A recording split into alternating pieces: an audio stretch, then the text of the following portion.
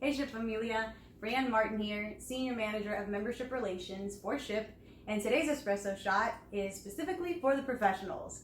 I wanted to share a bit of tips and tricks over virtual interactions and meetings. So first and foremost, make sure that you have your virtual environment set up for success as much as you do for the hardware. So whether or not you need 2 screens, making sure that you have the software, the capabilities, consider things like internet bandwidth if both you, your kids, your significant other, everyone and everything and everyone is on the internet at the same time. Be conscious and intentional about when you're going to use video capabilities.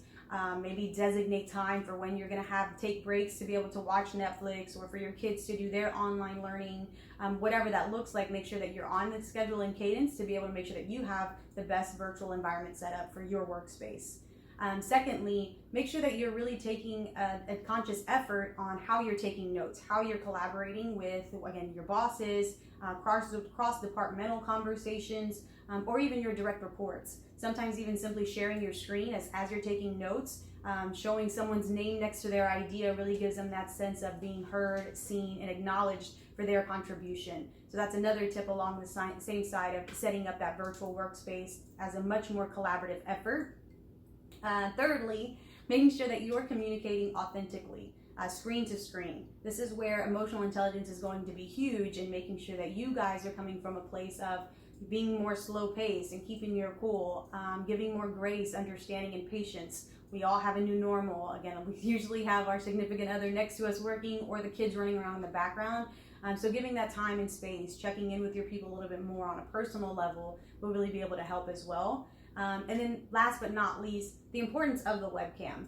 You know, it's really hard for us, especially some that are extroverts, that we get our energy from people. So if you're constantly just calling in a call and all we hear is, typing and the mouse moving, and we really don't have that face-to-face interaction, or at least that simulation of it, it really has a way of distancing us. As humans, we crave that interaction. We're visual creatures. We communicate so much more with body language. You can acknowledge that you're listening and that you're hearing or understanding with a simple nod or raising your eyebrows. And so we want to make sure that we're not missing those visual cues simply by not participating by having your webcam. So I highly encourage it, again, as much as you can, to turn your webcam on in conversations. Similarly, I've been doing virtual coffee with some of our members to simply be able to have that face-to-face interaction. Again, that's kind of simulation of having that person-to-person talk. And so it makes a huge difference in how you collaborate, how you carry your meetings, and how you interact with people overall.